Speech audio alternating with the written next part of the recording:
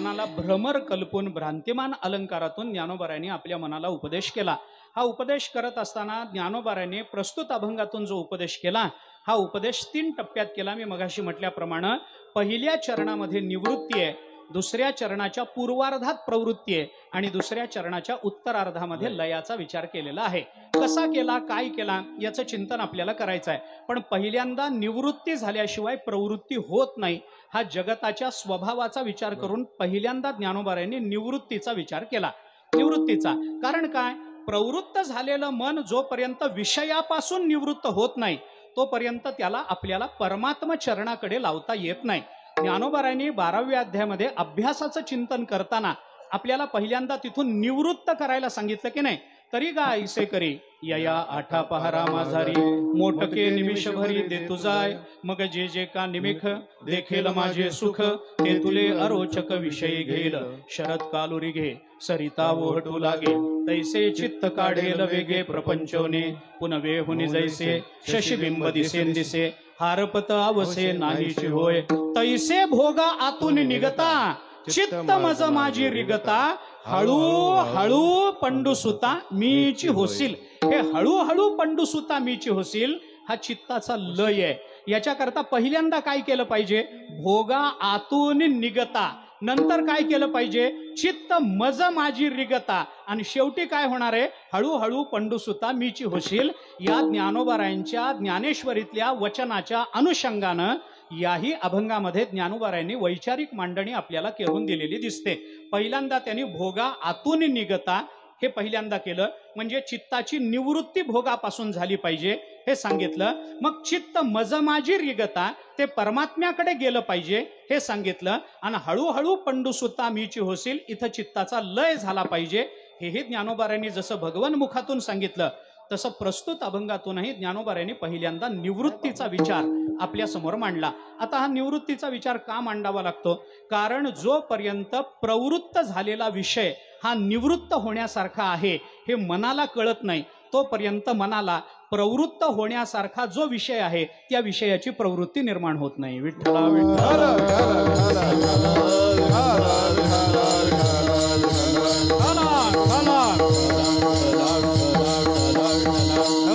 माझं वाक्य थोडंसं लांब झालं असेल पण ऐका, मी पुन्हा एकदा सांगतो, पुन्हा लक्ष द्या. काय आहे, आपलंच मन मंडपातून बाहेर गेलं की नाही मग अभंगही कळत नाही, ओवी कळत नाही, काहीच कळत नाही.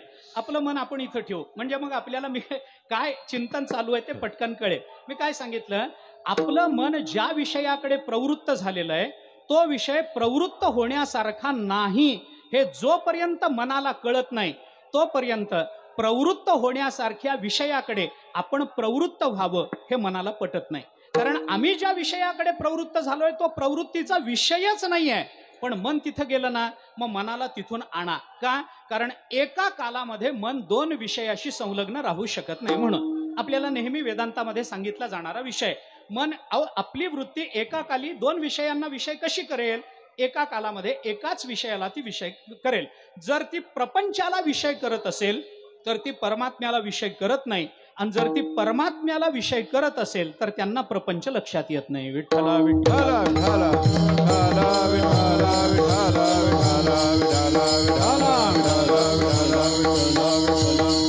म्हणून ज्ञानोबारायांनी पहिल्यांदा निवृत्तीचा विचार सांगितला आणि त्या मनाला सांगितलं, मना तुझ्या बाबतीत तू भुंग्यासारखा, तू भुंगाच आहेस. भुंगा जसं प्रत्येक फुलावर जातो आणि तिथं क्षणकालही टिकत नाही, आपलं काम तिथलं साधलं गेलं की तिथून उठतो आणि दुसऱ्या फुलावर जाऊन बसतो, असा अवगुण तुझ्याही ठिकाणी आहे. म्हणून हे मना, हे भ्रमरा, मी तुला सांगतो, हे रुणझुण रुणझुण करत तुझे फुलाफुलावर फिरत राहिलास ना, हा अवगुण तू सोडून दे. हा निवृत्तीचा विषय ज्ञानोबारायांनी पहिल्या चरणामध्ये आपल्याला सांगितलं. रे भ्रमरा,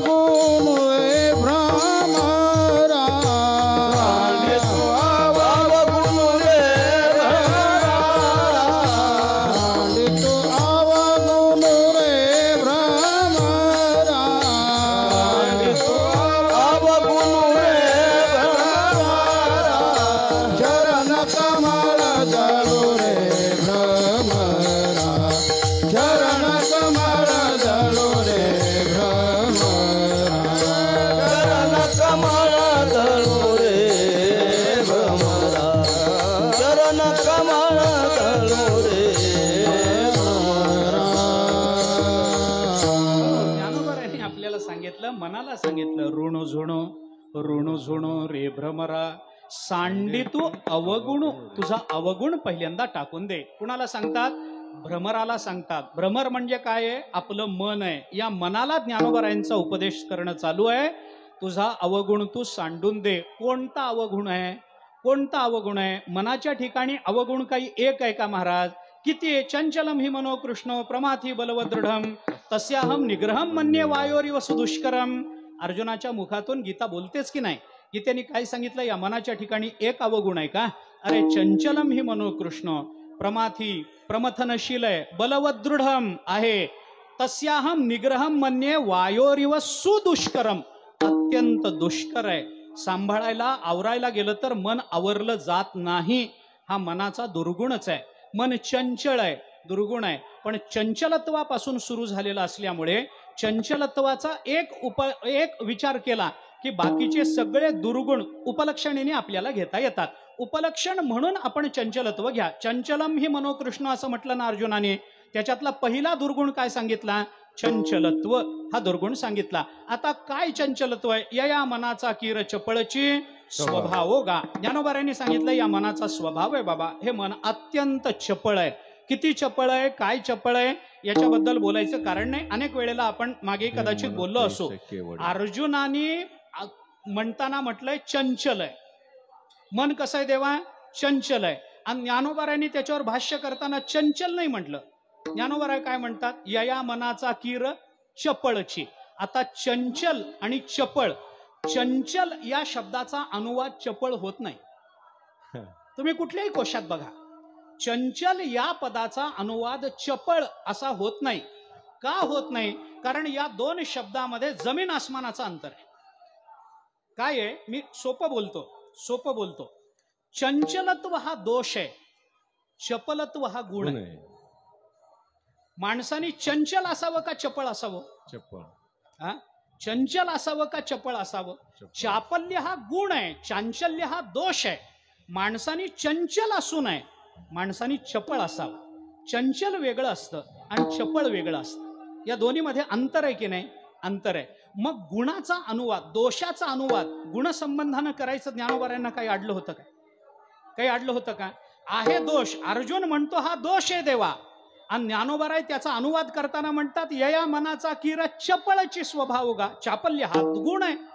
मग दोषाचा अनुवाद गुण म्हणून कसा करता येईल? करता येत नाही. मग ज्ञानोबारायांचं अर्जुनाचं बोलणं जर वेगवेगळं येत असेल तर तुकोबारायांनी सांगितलं हे पा तुम्ही दोघं भांडू नका. तुम्ही दोघं ज्ञानोबारायांना सांगितलं, अर्जुनालाही सांगितलं तुम्ही दोघं भांडू नका. मन चंचल आहे का चपळ आहे असा तुमच्यात वाद आहे ना? मी सांगतो दोन्ही आहे. बहुत चंचल चपळ, जाता येता न लगे वेळ,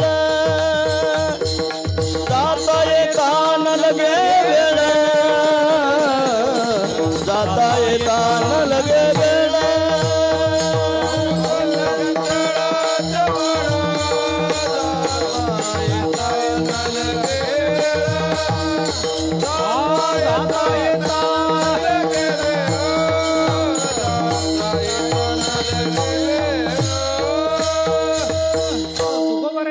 भांडायचं नाही. ते चंचलही आहे आणि ते चपळही आहे.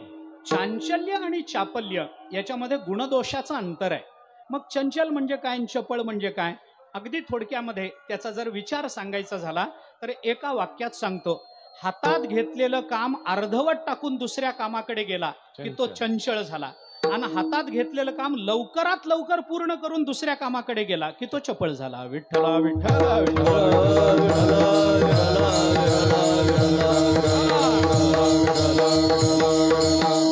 मग ज्ञानोबारायांनी चंचल शब्दाचा अनुवाद चपळ असा का करावा 6व्या अध्यायामध्ये?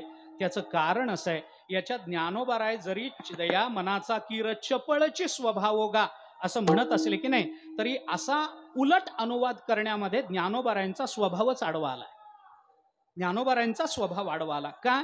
कारण दोषाला सुद्धा गुण म्हणण्याचा त्यांचा स्वभाव आहे. त्यामुळे चंचल असूनही त्यांनी चपळ म्हटलं. एवढंच त्याचं कारण आहे, दुसरं काही कारण नाही. दोषाला सुद्धा गुणदृष्टीनं बघता आलं पाहिजे, हे ज्ञानोबारायांनी आपल्याला शिकवलं. आहे दोष मान्य आहे, पण त्याच्याकडे गुणदृष्टीनं बघा. आणि तोच विचार ज्ञानोबारायांनी याही अभंगाच्या पहिल्या चरणामध्ये केला. ज्ञानोबाराय म्हणतात, सांडी तू अवगुण रे भ्रमरा. पण कोणता अवगुण आहे तुझ्याकडे? कोणता अवगुण आहे?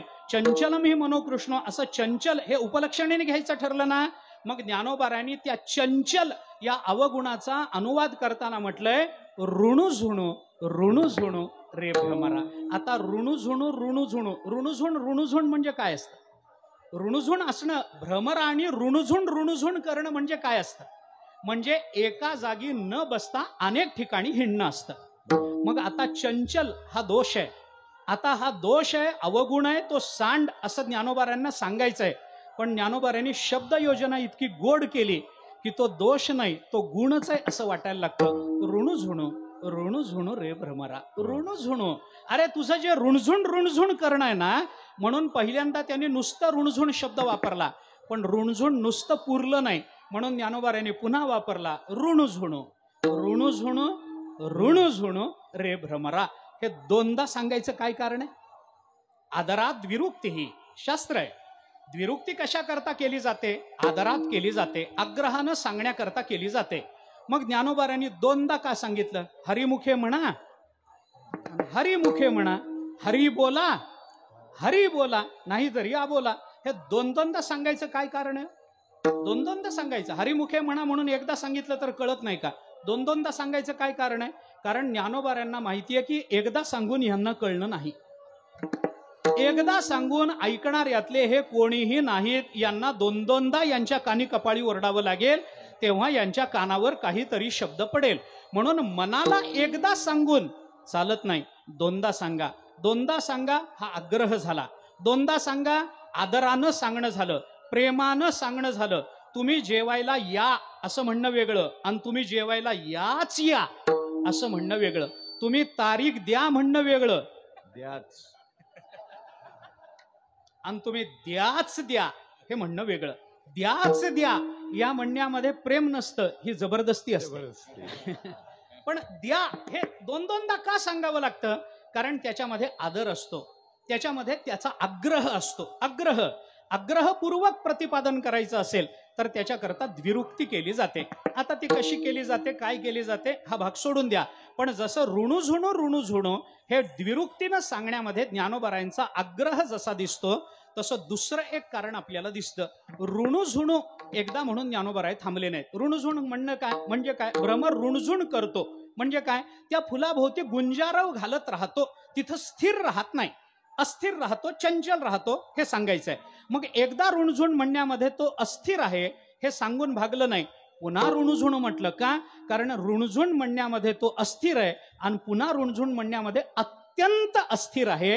ही त्याची अत्यंतिकता सांगण्याकरता ज्ञानोबाराय ही द्विरुक्ती करतात. आणि हे मन या विषयाकडे जातं आणि तिथं ऋणझुण करत राहतं, गुंजारव घालत राहतं. तिथून आपल्याला काहीतरी विषयाचा उपभोग मिळेल, तिथून काहीतरी सुख मिळेल असं त्याला वाटायला लागतं. आणि ज्ञानोबाराय म्हणतात, हाच तुझा जो अवगुण आहे तो तू सांडला पाहिजेस. विठ्ठला विठ्ठला.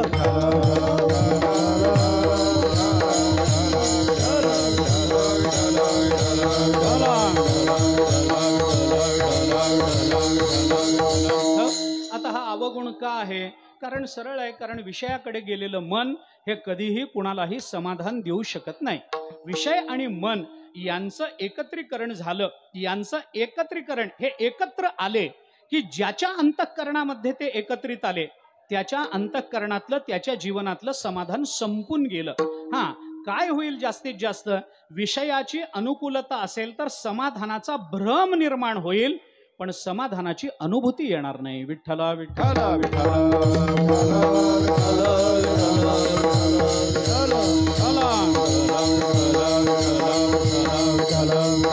पण हे मन विषयाकडे धावत राहतं, कारण विषय आणि मन यांचा नित्य साहचर्याचा संबंध आहे. मन म्हणलं की ते विषयाकडे जाणार आणि विषय म्हणलं की मन तिकडं आकृष्ट होणार. त्याचं कारण सरळ आहे, मला लांबवायचं नाही. पण आपण जर थोडा तत्वज्ञानाच्या दृष्टीने विचार केला ना, तर आपलं मन, आपलं शरीर, आपली इंद्रिय हे आपल्याला कुणी दिलं हो?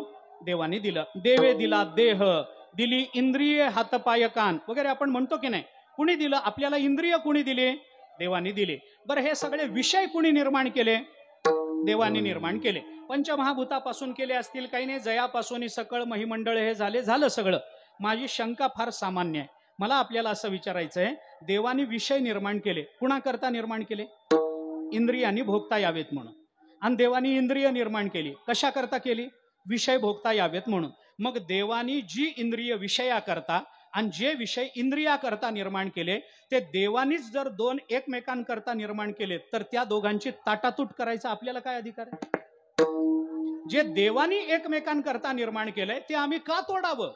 त्यांना आम्ही वेगळं का करावं? त्या विषयापासून मन का आवरावं? याचा विचार मला विस्तारानं सांगायचा नाही, पण मला आपल्याला हे सांगायचंय की आपलं मन विषयाकडे जातं, हा आपल्या मनाचा स्वभाव आहे. आपलं मन तिकडे जातं, ते चंचल असतं. का असतं, कशामुळे असतं, याचा फारसा विचार करत नाही. अनेक वेळेला तो केला गेलेला आहे. ज्ञानोबारांनी तो केला, भगवद्गीतेने केला, भागवतानी केला, महाभारतानी केला, रामायणाने केला. कुणी केला नाही असं नाही. योग वासिष्ठ आपण पहा, तिथे आपल्याला मनाच्या चंचलतेचा विचार सांगितलेला दिसून येतो. रामचंद्र प्रभूंचं मन चंचल झाल्याचं स्वतः रामचंद्र प्रभूंनी कबूल केल्याचं वर्णन योग वासिष्ठामध्ये आपल्याला दिसून येतं. अगदी सुरुवातीला योग वासिष्ठ जिथं सुरू होतं आणि जिथून वाल्मिकी आणि भारद्वाज यांचा संवाद अगदी दुसऱ्या तिसऱ्या प्रकरणामध्ये सुरू होतो, तिथं रामचंद्र प्रभूंच्या मुखातले शब्द आपल्याला पाहायला सापडतात. वाल्मिकी ऋषींनी केलेला हा अनुवाद आहे, पण रामचंद्र प्रभू तिथं कबूल करतात, मम चित्त महारण्ये व्यामोह तिमिराकुले शून्ये तांडविने जाता वृषम आशा पिशाचिका. माझ्या अंतःकरणामध्ये आशा नावाची राक्षसीण येऊन राहिली, माझं मन शांत नाही. असं म्हणणारं कोण आहे? रामचंद्र प्रभू म्हणतात. बरं, हे दुसरं तिसरं कोणी म्हणत नाही. प्रत्यक्ष रामचंद्र प्रभू एक वचनी, एक बाणी, एक पत्नी व्रत घेतलेले रामचंद्र प्रभू म्हणतात, माझं मन शांत नाही. मग आपण एक बाणी तर नाही, एक वचनी तर नाहीच नाही, आणि पुढचं बोलायचं तर कारणच नाही, आणि आपलं मन काय शांत राहील? मला सांगा बरं. मनाचं चांचल्य गृहीतच आहे. मन जोपर्यंत मन आहे तोपर्यंत ते चंचल असणार आहे. ना ते समुद्राची होऊन ठेले, ते विचित्ताचे चैतन्य जाहले, जेथ यातायात निमाले घनानंद जे. हा घनानंद ज्या वेळेला प्राप्त होईल, चित्ताचं चैतन्य होईल, त्याच वेळेला त्याचं मन पण निवृत्त होईल. जोपर्यंत ते मन या संज्ञेमध्ये राहतं तोपर्यंत त्याचं चांचल्य आपल्याला मान्य करावं लागतं, अनुभवावं लागतं. आणि ते मन त्या विषयाकडे गेलं, विषयाकडे ओढलं गेलं की आपल्या अंतःकरणामध्ये दुःख आहे. विषय ओढी बोलले जीव, आता याची कोण करील कीव? नुपजे नारायणी भाव पावनी ठाव नरदेह. कोण सुख धरिले संसारी, पडोनी काळाचे आहारी. माप लागले शरीरी, झाली यावरी सळी ओढीते. म्हणून ज्ञानोबारांनी चंचल असा शब्द न वापरता त्याला फार गोंडस आवरण दिलं. ऋणू झुणू ऋणू झुणू रे भ्रमरा, सांडी तू अवगुणू रे भ्रमरा. हा अवगुण तू सोडून दे बाबा, हा अवगुण आहे. एका फुलावर तू स्थिर राहत नाहीस, हा तुझा अवगुण आहे. मग तू काय केलं पाहिजेस? हा अवगुण टाकला पाहिजेस आणि एका जागी कुठंतरी तू स्थिर राहिलं पाहिजेस. मग कुठं स्थिर राहावं? स्थिर राहण्याची जागा काय? त्या जागेमध्ये मी गेलो तर स्थिर राहीनच, याची शाश्वती देता येते का? देता येते का? कारण कुठलंही मन ज्याच्याकडे जातं त्याला मन विषय करतं ना. आता याच्या मागे वेदांताचा विचार पुष्कळ आहे. मनाचं चांचल्य वेदांत बोलतं. मन चंचल आहे सगळे सांगतात, संतही सांगतात, मान्य आहे. पण मन चंचल होऊ शकतं का? आपण विचार करा बरं. मनाचं चंचलत्व हा मनाचा दोष मानायचा का मानायचा नाही? वेदांताचा विचार काय? वेदांत म्हणतो मन चंचल नाही. का चंचल नाहीये? कारण मन हे इंद्रिय आहे. इंद्रिय आहे ना. मनःषष्ठानी इंद्रियाणी. मन इंद्रिय आहे ना. इंद्रिय आहे. इंद्रिय आहे म्हणजे पंचमहाभूतापासून निर्माण झालं ना. निर्माण झालं. त्याला तुम्ही कसंही कर्मेंद्रिय माना, नाही तुम्ही त्याला ज्ञानेंद्रिय माना, मला त्याच्याशी कर्तव्य नाही. आता षष्ठानी इंद्रियाणी, सहावं आहे. ज्ञानेंद्रियातलं सहावं का कर्मेंद्रियातलं सहावं माहिती नाही, पण वेदांतामध्ये मानस प्रत्यक्ष मानलेलं नाही. न्यायशास्त्राने मात्र मानस प्रत्यक्ष मानलं. वेदांत शास्त्र मानस प्रत्यक्ष मानत नाही. प्रत्यक्षाचा विचार करताना पंच ज्ञानेंद्रियांकडून होणारी त्या विषयाशी होणारा सन्निकर्ष इंद्रियाचा, पंच ज्ञानेंद्रियाचा, त्याला जे प्रत्यक्ष म्हणलं गेलं ते वेदांताने मानलं. पण मानस प्रत्यक्ष वेदांत मानत नाही. का मानत नाही वगैरे सोडून द्या. पण मन सहावं इंद्रिय आहे. 6वं 11वं मनुस्मृतीमध्ये विचार आला. एकादशम मनोज्ञेयम स्वगुणेन उभयात्मिकम यस्मिन जिते जितावेतो भवत पंचकौ गुणो. हे मनाच्या संबंधानं स्मृती बोलते. म्हणजे मन इंद्रिय आहे हे पटलं. आता इंद्रिय आहे म्हणजे ते पंचमहाभूतापासून निर्माण झालं. पंचमहाभूत जड का चेतन? पंचमहाभूत जड का चेतन?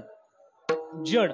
जडापासून निर्माण झालेलं मन ते भले पंचमहाभूताच्या मिलित सत्वांशाचा परिणाम म्हणून अंतःकरण असेल, मला त्याच्याशी कर्तव्य नाही आता, पण परिणाम आहे की नाही, मन हा पंचमहाभूताचा परिणाम म्हणून सांगितला गेला ना, मग परिणाम असेल तर कार्य आहे, कार्य असेल तर त्याला प्रमेय मानावं लागेल. प्रमेय मानलं की त्याला जडत्व येईल. आणि जड असणारी वस्तू चंचल असते का मला सांगा? 11 इंद्रिया माझी जान, 11 इंद्रिया माझी जान, मन तेही एक करण, मन तेही एक करण, करणत में त्या जडपणा आत्मा जाणतो नव्हे.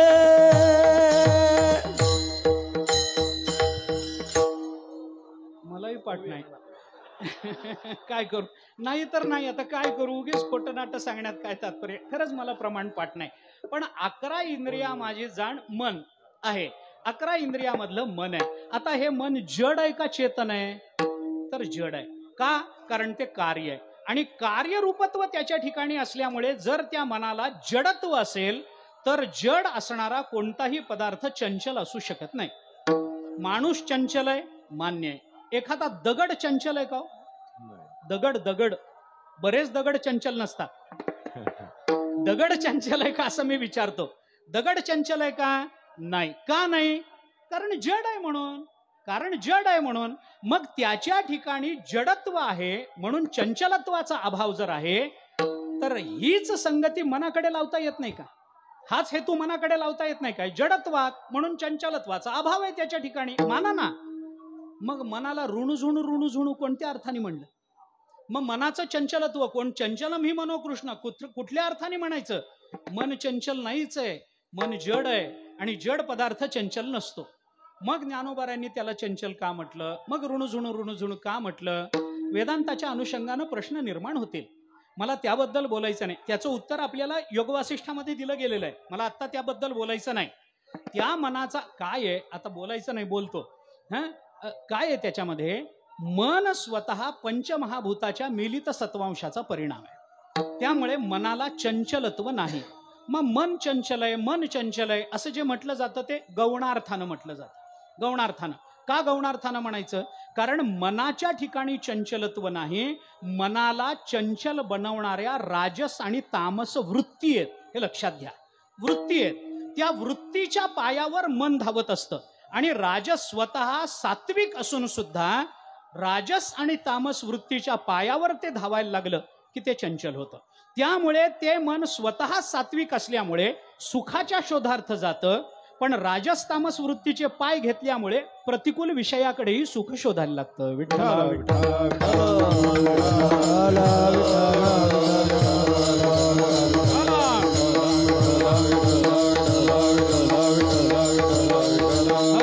त्यामुळे मनाला स्वतःला काही नाही. मन राहिलं काय आणि गेलं काय फरक पडत नाही. त्या वृत्ती आवरता आल्या पाहिजे. मन आवरणं म्हणजे मनाला आवरणं नाही, वृत्तीला आवरणं आहे. वृत्तीचा विषय करणं हे आहे. आम्हाला आमच्या मनाचा विषय संसार आहे असं नाही आहे. आमच्या मनाचा विषय नाहीये संसार, आमच्या वृत्तीचा विषय संसार आहे. म्हणून तुकोबारायांना हे मागावं लागलं, तेथे माझी हरी वृत्ती राहो. ठाव देई चित्ता राखे पायापाशी सकळ वृत्तीशी अखंडित, सकळ वृत्तीशी अखंडित. ठाव देई चित्ता राखे पायापाशी सकळ वृत्तीशी अखंडित, सकळ वृत्तीशी अखंडित. म्हणून ऋणझुणू असं जे ज्ञानोबारायांचं म्हणणं आहे, ती रुणझुण होणारं मन नाहीये, तो भ्रमर नाहीये, ती वृत्ती आहे, हे लक्षात घेतलं पाहिजे. आणि त्या वृत्तीला तो उपदेश, वृत्तीला समोर ठेवून, मनाला समोर ठेवून वृत्तीला केलेला हा उपदेश आहे असं आपल्याला म्हणावं लागतं. आणि म्हणून ज्ञानोबा सांगतात, बाबा भ्रमरा, हा अवगुण तू सांडून दे. त्या वृत्तीच्या आधारावर मनाचं चांचल्य आपल्याला मानावं लागतं. मग काय करा? मनाला मारू नका हो, मनाला मारू नका. मनाच्या वृत्ती निवृत्त करण्याचा प्रयत्न करा. मन शांत करणं याचा अर्थ काय? मनाचा लय होणं याचा अर्थ काय? मनाच्या वृत्तीला निवृत्त करणं आहे. आणि वृत्तीला निवृत्त कसं करायचं ते योग वासिष्ठामध्ये आपल्याला त्याचा पुष्कळ विचार केलेला दिसून येतो. आपल्याला त्याला मनोनाश म्हणतात. स्वरूप मनोनाश, अरूप मनोनाश, अरूप मनोनाश विदेह मुक्ताचा, स्वरूप मनोनाश जीवन मुक्ताचा, असं काही विचार आपल्याला योग वासिष्ठामध्ये सांगितला गेला. मग ते कसं करावं लागतं, काय करावं लागतं, अध्यात्म ज्ञान त्याच्याकरता कसं, संत संगती कशी, त्याच्याकरता प्राणायामाचा विचार कसा, त्याच्याकरता अंतःकरणातल्या वासना निवृत्त करायच्या कशा, वगैरे वगैरे हा उपाय योग वासिष्ठाने आपल्याला सांगितला. आपल्याला आता त्या तपशिलात जायचं नाही. पण ज्ञानोबा मनाला म्हणतात, तू त्या तिकडं जाऊ नको, हा तुझा अवगुण सांडून दे. प्रत्येक फुलाकडे तू जातोस भ्रमरा, आणि त्या फुलापासून मधाचा कण गोळा करतोस, आणि तिथलं आपलं काम झालं की लगेच दुसऱ्या विषयाकडे प्रवृत्त होतोस. हा तुझा स्वभाव तू सोडून दे. हा अवगुण आहे, हा चांगला गुण नाही बाबा. सोडून दे, सोडून दे. सांडी तू अवगुण रे भ्रमरा, हे भ्रमरा, हा अवगुण तू सांडून दे. आता गंमत अशी आहे की मनाला जेव्हा विषयापासून निवृत्त करायचा विचार केला जातो तेव्हा नुसती निवृत्ती मन स्वीकारत नसतं. का स्वीकारत नाही? कारण मनाला काही ना काहीतरी विषय द्यावा लागतो तर मन शांत होतं. रिकामं मन कधी शांत होत नाही. Empty mind is devil's workshop असं म्हणतात इंग्रजी भाषेमध्ये, बरोबर का? रिकामं मन म्हणजे सैतानाची कार्यशाळा असते असं म्हणतात की नाही? रिकामं मन, मन चिंती ते वैरीही न चिंती म्हणतो की नाही आपण? आपलं मन रिकामं असलं ना फार तापदायक होतं महाराज. माणसाने आपलं मन रिकामं ठेवलंय, त्याला काही ना काहीतरी आलंबन देत राहिलं पाहिजे. म्हणून एका आलंबनापासून काढायचं असेल तर दुसरं प्राप्त झालेल्या आलंबनापेक्षा श्रेष्ठ आलंबन मनाला देता आलं पाहिजे, तर मन त्या आलंबनापासून निवृत्त होतं. बरोबर आहे की नाही? मी उदाहरण सांगतो आपल्याला, याच्या संबंधाने पुष्कळ उदाहरण आहेत. सामान्य उदाहरण सांगतो, अगदी घरातलं उदाहरण म्हणून मी आपल्याला सांगतो. घरामध्ये नवरा कामावर गेलेला आहे, मुलं शाळेत गेलेली आहेत, एक लहान मूल आहे पाळण्यात झोपलेलं आहे. दुपारच्या वेळेला नवरा येणार, मुलं शाळेतून येणार, भोजनाची व्यवस्था करावी लागेल. आई स्वयंपाकघरामध्ये काम करते, लहान मूल पाळण्यामध्ये झोपलेलं आहे. थोड्या वेळाने ते मूल उठतं, जागं होतं. जवळपास आई नाही हे बघून रडायला लागतं. त्याला काही फार भूक लागलेली नसते, काही नाही, पण आई दिसत नाही म्हणून ते मूल रडतं. आता आई कामात असते, ती मुलाला घेऊन बसेल तर कामं होणार नाहीत. दुपारी नवरा जेवायला येणार, तोपर्यंत स्वयंपाक झाला पाहिजे. मग आता काय करावं? मुलं येणार भुकेजून, स्वयंपाक झाला पाहिजे. मग काय करावं? म्हणून ती आई जर शहाणी असेल, म्हणजे असतेच ती शक्यतो, हा बोलायचे दिवस नाहीत सध्या, ती जी आई आहे ती काय करते? त्या मुलाला पाळण्यातून उचलते, स्वयंपाकघरामध्ये आणून ठेवते, एखाद्या दुपट्यावर त्याला टाकते, ते मूल खेळायला लागतं. मग त्याच्यासमोर स्वयंपाकघरातले 2 चमचे, 2 वाट्या, पोळपाट लाटणं काहीतरी त्याच्या समोर टाकते, आणि मग ते मूल त्या पोळपाट लाटण्याबरोबर खेळायला लागतं. ते लाटणं धक्का दिलं की घरंगळत पुढं जातं, त्याला आनंद वाटतं, मग ते लाटण्याच्या मागे धावायला लागतं. आणि मग हळूहळू आईची बाकीची कामं संपली की लाटणं पोळपाट लागतं ना, पोळ्या करायला चपात्या करायला लागतं ना. मग आता पोराच्या हातात ते लाटणं आहे, ते पोरग काही लाटणं देत नाही. आता हे लाटणं जर लाटणं देत नसेल तर या लाटण्याला लाटणं काढून घेण्याकरता काहीतरी वेगळं दिलं पाहिजे की नाही? दिलं पाहिजे. मग आई काय करते? आई काय करते? हा मुलगा जर लाटणं सोडत नसेल आणि लाटण्याची जर आवश्यकता असेल तर आई काय करते? घरात जाते, एक चांगला रंगीबेरंगी चेंडू आणते, त्या मुलाच्या समोर टाकून देते. तो चेंडूही घरंगळत जातो, लाटणंही घरंगळत जातं, आणि ते मूल विचार करायला लागतं, हेही घरंगळत पुढे जातं, चेंडूही घरंगळत पुढे जातो, पण याच्यामध्ये रंग आहेत, याच्यामध्ये रंग नाहीत. मग ते लाटणं त्या लाटण्याला सोडून देतं, चेंडूच्या मागे लागतं. बरोबर आहे की नाही? चेंडूच्या मागे लागतं. मग आता त्याला त्याचं चित्त लाटण्यापासून काढायचं असेल तर काय केलं पाहिजे? त्याच्यापेक्षा प्राप्त विषयापेक्षा उच्च दर्जाचा विषय दिल्याशिवाय जर त्याचं चित्त त्या विषयातून बाहेर पडत नसेल तर नुसतं सांडितू अवगुण रे भ्रमरा म्हणून आपलं मन कसं विषयाला सोडिलो? त्याला श्रेष्ठ विषय दिला पाहिजे ना. मग त्या मनाची प्रवृत्ती श्रेष्ठ विषयाकडे व्हावी याच्याकरता प्राप्त झालेल्या प्रपंचापेक्षा श्रेष्ठ विषयाकडे आपलं मन वळावं याच्याकरता ज्ञानोबाराय त्या मनाला श्रेष्ठ विषय देतात.